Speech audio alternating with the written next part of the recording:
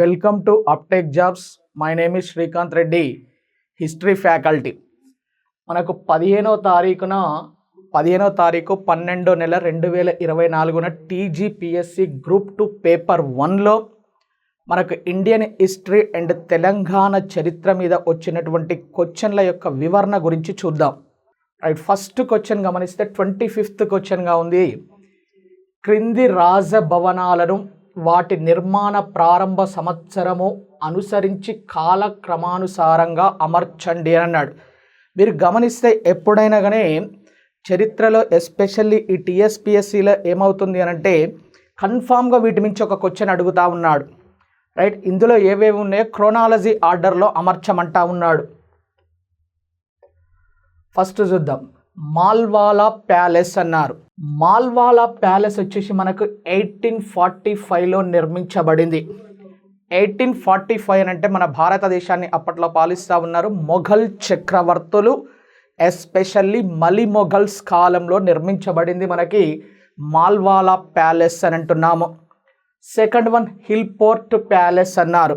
మనకు hill port palace వచ్చేసి 1915లో నిర్మించబడింది. పలక్నామా ప్యాలెస్ అని అంటున్నాము 1884 to 1885.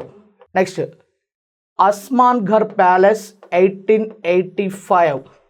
పైగా ప్యాలెస్ వచ్చేసి మనకు 1900. రైట్, ఇప్పుడు మనం ఫస్ట్ది గమనిస్తే 1845 కనపడాలి. అంటే ఆప్షన్లలో మనకు ఫస్ట్ ఏ కనపడాలి. ఏ లేకుండా ఉన్నాయి మొత్తం తీసి పడేయచ్చు. రైట్, ఇది లేదు, ఇది లేదు, ఇది లేదు. సెకండ్ వన్ వచ్చేసి ఏ తర్వాత సి అవుతుంది. సి అని అంటే ఏది ఫలక్నామా ప్యాలెస్, తర్వాత డి వచ్చేసి అస్మాన్ఘర్ ప్యాలెస్, తర్వాత ఈ వచ్చేసి మనకి పైగా ప్యాలెస్ 1900, తర్వాత బి వచ్చేసి హిల్ పోర్ట్ ప్యాలెస్. అంటే కరెక్ట్ ఆన్సర్ వచ్చేసి second option is the right answer అని అంటాం ఇక్కడ. రైట్, ఇది హైలైట్ క్వశ్చన్ గమనించండి మీరు. ఇది ఈ క్రింది వాక్యాలను పరిగణించుము అని అంటున్నాడు. అబుల్ హసన్ తానీషాకు చెందిన దివాన్ ఈ ఆఫీస్ గ్రంథమందు కుతుబ్ షాహీల యొక్క అపురూపమైన చిత్రం కలదు అని అంటున్నాడు. ఈ దివాన్ ఈ ఆఫీస్ అనే గ్రంథాన్ని రాసినటువంటి వ్యక్తి ఇరానియన్ ప్రాంతానికి చెందిన హాఫీజ్ అనేటటువంటి కవి. ఇతను 14th సెంచరీలో రాశాడు ఈ గ్రంథాన్ని. 14th సెంచరీలో రాశాడు. మనకు అబుల్ హసన్ తానీషా వచ్చేసి మనకు 17th సెంచరీలో కనిపిస్తాడు. అంటే ఇది తప్పు. ఫస్ట్ స్టేట్మెంట్ అనేది తప్పు. సెకండ్ది, ఈ గ్రంథమందు 15 పేజీలు మహమ్మద్ షా సుల్తాన్కు సంబంధించిన లఘు చిత్రాలు పొందుపరచబడినాయి అని అంటున్నాము. మనకేమవుతుంది అంటే బహుమనీ సుల్తాన్లల్లా 1వ మహమ్మద్ షా వస్తాడు. ఆయన కూడా 14th సెంచరీతో సంబంధం ఉంది. ఎందుకు మనకు బహుమనీ సామ్రాజ్యం ఆవిర్భవించిందే 1347వ సంవత్సరం. అంటే 1347 అంటే 14th సెంచరీ. ఆ 14వ శతాబ్దం కాలంలో ఉన్నటువంటి రాజుల గురించి, వారి యొక్క లఘు చిత్రాల గురించి కూడా పొందుపరచడం జరిగింది. ఎందులో అంటే దివాన్ ఈ ఆఫీస్ అనే గ్రంథంలో. అంటే second statement is the right, correct. అది ఇక ఆన్సర్ ఎంచుకోవాలి మనం. అందులో B only, A only, neither A nor B, both A and B అని అంటే కరెక్ట్ ఆన్సర్ ఏమవుతుంది? Only B1 is the correct answer. అంటే first option is correct. Right అమ్మా. ఇది కాకతీయుల దగ్గర నుంచి వచ్చిన క్వశ్చన్. ఇది కాకతీయుల దగ్గర నుంచి. క్రింది దేవాలయాలను అవి ఉన్న ప్రాంతాలతో జతపరచుము అన్నాడు. ఇటు సైడ్ నగరీశ్వర దేవాలయం, ఎరకేశ్వర దేవాలయం, రామేశ్వర దేవాలయం, చెన్నకేశవ స్వామి దేవాలయం. ఇటు సైడ్ ప్రదేశాలు ఇచ్చాడు. నందికంది, వేములవాడ, గంగాపురం, పిల్లలమర్రి అని చెప్పేసి. ఇందులో ఒకటి తెలిసినా కానీ మనం గుర్తుపట్టవచ్చు. ఎరకలేశ్వర ఆలయం అనేది సూర్యాపేట జిల్లాలోని పిల్లలమర్రి వద్ద ఉంది. ఇది పిల్లలమర్రి వద్ద ఉంది. 2వ ప్రోలరాజు కాలంలో అతని యొక్క సైన్యాధిపతి యొక్క కుమారుడు నిర్మిస్తాడు. ఆ కుమారుడు ఏం చేస్తాడంటే రేచర్ల బేతిరెడ్డి అనేటాయన ఎరకల సానెమ్మను వివాహమాడి ఆమె పేరు మీదుగా ఎరకలేశ్వర ఆలయం లేదా ఎరకేశ్వర దేవాలయాన్ని నిర్మించాడు. అంటే బీకి ఏముండాలి? మనకు 4 ఉండాలి. బీకి 4 ఉన్నాయి. మీరు గమనిస్తే ఈ థర్డ్ వన్ ఎగిరిపోతుంది, ఫోర్త్ వన్ ఎగిరిపోతుంది, సెకండ్ వన్ ఎగిరిపోతుంది. ఈజీగా గుర్తుపెట్టచ్చు మీరు. First one is the right answer. ఏకేమవుతుంది అప్పుడు 2 అవుతుంది. నగరేశ్వర దేవాలయం ఎక్కడ ఉంది అంటే వేములవాడలో ఉంది. ఎరకేశ్వర దేవాలయం ఎక్కడ ఉంది అంటే పిల్లలమర్రిలో ఉంది. రామేశ్వర దేవాలయం ఎక్కడ ఉంది అంటే నందికంది వద్ద ఉంది. చెన్నకేశవ స్వామి దేవాలయం వచ్చేసి మనకి గంగాపురంలో ఉండడం జరిగింది. ఇది చాలా సింపుల్ క్వశ్చన్, ఇది అడిగింది మీకు. ఈ క్రింది వారిలో ఏ వర్గం వారు దారం వడకడానికి పత్తిని ఏకులుగా చేసి సిద్ధం చేస్తారు అని అంటున్నారు. దేవాంగులాన, నేతకాని, దూదేకుల, కుంచెరకల అన్నారు. నేత పనివారు, చేనేత కార్మికులు. నెక్స్ట్ క్వశ్చన్ గమనిస్తే, ఈ క్రింది గ్రంథములలో ఏది వీధి నాటకాల గురించి తొలి ప్రస్తావన కావించింది అన్నాడు. వీధి నాటకాల గురించి తొలి ప్రస్తావన అని అంటున్నాడు. నృత్య రత్నావళ జయాప సేనాని రాశాడు. నృత్య రత్నావళి. బసవ పురాణం అండ్ పండితారాధ్య చరిత్ర రాశాడు పాల్కురికి సోమనాథుడు. రంగనాథ రామాయణం రాశాడు గోన బుద్ధారెడ్డి గారు. ఇందులో వీధి నాటకాల గురించి తొలి ప్రస్తావన గావించింది ఏదమ్మానంటే నృత్య రత్నావళి జయాప సేనాని. రైట్, నెక్స్ట్ క్వశ్చన్ మనం గమనిస్తే, ఈ క్రింది ప్రతిపాదనలను పరిగణించుము అన్నారు. ఫస్ట్, పేరిణి నృత్యం మార్గ నృత్య రీతిలో ఒక భాగము అన్నాడు. పేరిణి నృత్యమట మార్గ నృత్య రీతిలో ఒక భాగము అన్నాడు. పేరిణి నృత్యమట మార్గ నృత్య రీతిలో ఒక భాగము అన్నాడు. పేరిణి నృత్యం అనేది యోధుల యొక్క నృత్యము అని అంటాము. యోధుల నృత్యం ఇది కాదు. ఈ నృత్యమును మతపరమైన ఆచారాలలో మాత్రమే ప్రదర్శిస్తూ ఉంటారు. ఈ నృత్యాన్ని మగవారు మాత్రమే ఆడడం జరుగుతూ ఉంటుంది. ఎస్పెషల్లీ యుద్ధానికి వెళ్ళే సమయంలో సైనికులను ఉత్తేజపరచడానికి ఆడుతూ ఉంటారు. పేరిణి నృత్యం అనేది లేదా పేరిణి శివతాండం అనేది బాగా ప్రసిద్ధిలోకి తీసుకువచ్చాడు ఆయన గణపతి దేవుడు అని అంటాము. తర్వాతి కాలంలో ఈ పేరిణి నృత్యం లేదా పేరిణి శివతాండవానికి భంగిమలు చేసిన వ్యక్తే నటరాజ శివరామకృష్ణ అని అంటాము. ఈ నృత్య రీతిని యుద్ధ నైపుణ్యం గల లెంకలు మరియు నాయకులు అభివృద్ధి గాంచిరి. లేదా తప్పు, లెంకలు అని అంటే రాజు నియమించుకునే అంగరక్షకులనే లెంకలు అని పిలుస్తాము. రాజు మరణించిన తర్వాత వీరు కూడా వెళ్ళి సామూహికంగా మరణిస్తారు. అంటే రాజును దైవంగా భావిస్తూ ఉంటారు లెంకలు. ఈ నృత్య రీతిని వీరశైవ అనుచరులు పాలంపేట, హనుమకొండ మరియు వరంగల్లో వ్యాపింపచేశారు అంటే కరెక్ట్ ఇది.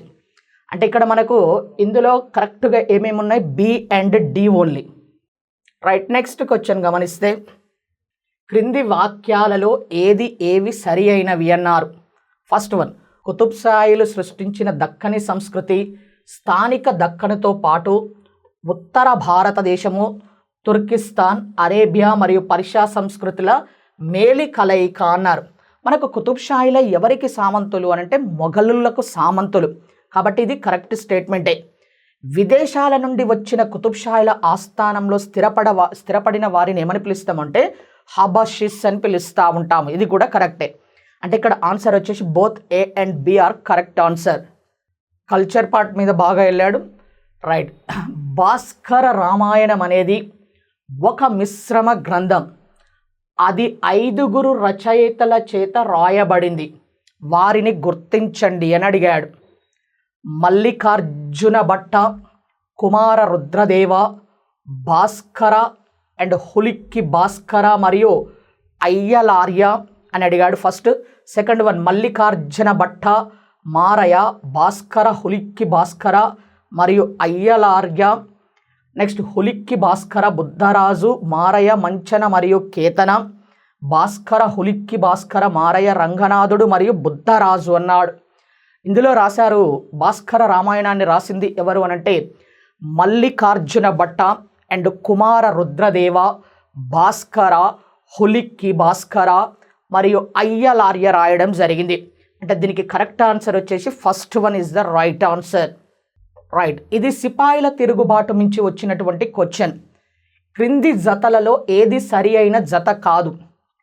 బేగం హజ్రత్ మహల్ లక్నోలో తిరుగుబాటుకు నాయకత్వం వహించింది. ఈ బేగం హజ్రత్ మహల్ యొక్క భర్తే వజీద్ ఆలీ షా అనంతరము బేగం హజ్రత్ మహల్ ఆమె యొక్క 18 నెలల కుమారుణ్ణి పాలకుడిగా ప్రకటించి మరి తిరుగుబాటు చేసింది. కున్వర్ సింగ్ బీహార్లో తిరుగుబాటుకు నాయకత్వం వహించాడు. అర్రా లేదా జగదీష్పూర్ అని అంటాం, ఇంకా ఎస్పెషల్లీ బీహార్లో ఉంది. ఇతనిని జమీందారీ పదవి నుంచి తొలగించారు అని చెప్పేసి తిరుగుబాటు చేస్తాడు. అజీముల్లా, ఎవరి అజీముల్లా అనంటే కాన్పూర్ ప్రాంతం వద్ద తిరుగుబాటు చేస్తూ ఉంటాడు నానా సాహెబ్. ఆ నానా సాహెబ్ యొక్క జనరల్స్ ఇద్దరు ఉంటారు, వాళ్ళే అజీముల్లా అండ్ రామచంద్ర పాండురంగ అని అంటాము. అజీముల్లాకి తిరుగుబాటుతో సంబంధం ఉంది కాన్పూర్ వద్ద. ఇక్కడ రాయడం మాత్రం మనకు ముర్షిదాబాద్లో తిరుగుబాటుకు నాయకత్వం వహించాడు అని, తప్పిది.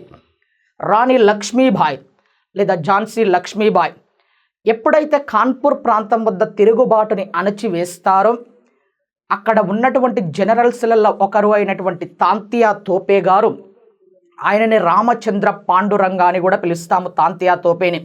ఆ తాంతియా తోపే గారు మధ్య భారతదేశపు అడవులకు పారిపోయి ఝాన్సీ ప్రాంతం వద్ద తిరుగుబాటు చేస్తున్నటువంటి లక్ష్మీబాయికి సహకారం చేయడం జరిగింది. రైట్, ఇది కూడా కరెక్టే. ఇందులో తప్పుగా ఉన్నది ఏది అంటే అజీముల్లా, అంటే కరెక్ట్ ఆన్సర్.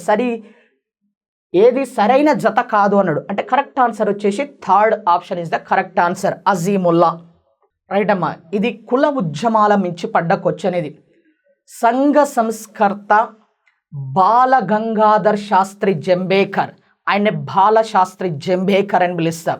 అందరు ఏం చేశారు అంటే బాల గంగాధర్ శాస్త్రి జంబేకర్ అనగానే బాల గంగాధర్ తిలక్ గారేమో అని చెప్పేసి తీసుకున్నారు, అది తప్పు. బాల గంగాధర్ శాస్త్రి జంబేకర్ అనేట ఆయన మనకు కుల ఉద్యమాలల్లో మహారాష్ట్ర వద్ద చేసినటువంటి వ్యక్తి. ఈయన బాల గంగాధర్ శాస్త్రి జంబేకర్కు సంబంధించి ఈ క్రింది వాక్యాలను పరిగణించండి అన్నాడు. ఈయన మొట్టమొదటి ఆంగ్లో మరాఠీ అని వస్తుంది, ఇక్కడ గమనించాలి. ఆంగ్లో మరాఠీ వార్తాపత్రికం దర్పణ్ మరియు దిగరన్ అను మొట్టమొదటి మరాఠీ వ్యూహ పత్రికను ప్రారంభించను అన్నాడు. ఇక్కడ ప్రారంభించాడు కరెక్టే, దర్పణ్ మరియు దిగరన్ అను వార్తాపత్రికలను. ఇక్కడ ఆంగ్లో మరాఠీ అన్నాడు, ఆయన ప్రారంభించింది మాత్రం మరాఠీ భాషలోనే. ఇక్కడ ఆంగ్లో మరాఠీ అన్నాడు కాబట్టి ఇది తప్పు. ఇతనినే మరాఠీ జర్నలిజానికి పితామహుడు అని అంటాము. ఎవరిని? బాల గంగాధర్ శాస్త్రి జంబేకర్ గారిని. అంటే ఓన్లీ బి ఒక్కటే కరెక్ట్. ఇక్కడ ఆన్సర్లలో బి ఓన్లీ ఎక్కడ ఉన్నది? మనకు first option is the right answer. మీరు గమనిస్తే తెలంగాణలో జరిగేటటువంటి ఎగ్జామ్స్లలో నాట్యాల గురించి కూడా కన్ఫామ్గా క్వశ్చన్ రావడం జరుగుతూ ఉంది. ఈ క్రింది వాటిలో ఏ జతలు ఒకదానికొకటి సరిగ్గా సంబంధం కలిగి లేవు అన్నాడు. సరిగ్గా సంబంధం కలిగి లేనివేంటి అని అడుగుతున్నాడు. ఫస్ట్ వన్, భరతనాట్యము కర్ణాటక సంగీతము అని ఇచ్చాడు. ఈ భరతనాట్యం అనేది తమిళనాడు అండ్ కర్ణాటక ప్రాంతం వద్ద ఉండేది మనకు అప్పట్లో. ఈ భరతనాట్యాన్ని ఏమని పిలుస్తారు అంటే సదరం అట్టం. ఇక్కడ కర్ణాటిక్ సంగీతం అని ఇచ్చాడు, ఇది తప్పు. ఇక్కడ సత్రియా అస్సాంలో ఉంటుంది. ఇది సత్రియా అనేది అస్సాంలో ఉన్నటువంటి నాట్యము. రైట్, సత్రియా ఎక్కడ ఉంది? అస్సాంలో అంకీయ నాట్ అని పిలుస్తారు.